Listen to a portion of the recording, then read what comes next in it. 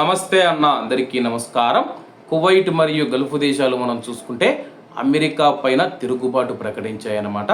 ప్రస్తుతం ఇరాన్ వల్ల తమ యొక్క దేశాలు పూర్తిగా నష్టపోయాయి, తమకు నష్టపరిహారం అందించాలని చెప్పేసి అమెరికానైతే కువైట్ మరియు గల్ఫ్ దేశాలు డిమాండ్ చేస్తూ ఉంటే, మరోవైపు ఇరాన్ చూసుకుంటే కానీ కువైట్ మరియు గల్ఫ్ దేశాల వల్ల మేము తీవ్రంగా నష్టపోయాము, $270 బిలియన్ అందించాలని చెప్పేసి ఇరాన్ ఒకవైపు డిమాండ్ చేస్తూ ఉందన్నమాట.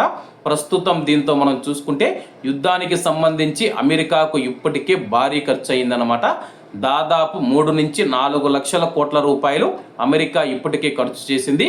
అలాగే కువైట్ మరియు గల్ఫ్ దేశాల నుంచి డబ్బు తీసుకోవాలని చెప్పేసి, యుద్ధం కొనసాగించాలంటే తమకు డబ్బు కావాలని చెప్పేసి గతంలో ట్రంప్ అయితే కువైట్ మరియు గల్ఫ్ దేశాలను అడిగారు.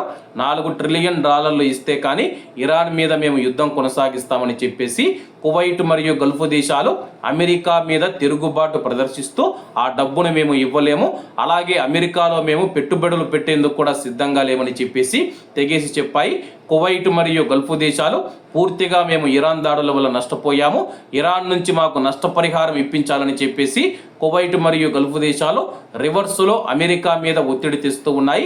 అమెరికా ఏమో ఇరాన్కు నష్టపరిహారం చెల్లించాల్సి ఉంది, మరోవైపు కువైట్ మరియు గల్ఫ్ దేశాలకు సంబంధించిన నష్టపరిహారం గురించి ఆలోచించాల్సి ఉంటుంది.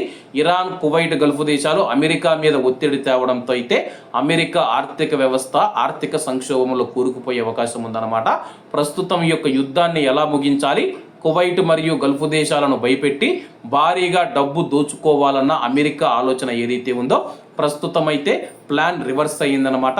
దీంతో ఈ యొక్క యుద్ధాన్ని ఎలా ఆపాలి, ఇరాన్ను ఎలా కంట్రోల్ చేయాలి, హార్ముజ్ జలసంధిని ఎలా స్వాధీనం చేసుకోవాలి, మునుపటి మాదిరిగా కువైట్ మరియు గల్ఫ్ దేశాలను తమ యొక్క ఆధీనంలోకి ఎలా తెచ్చుకోవాలని చెప్పేసి అమెరికా ప్రస్తుతం ఆలోచిస్తూ ఉంది.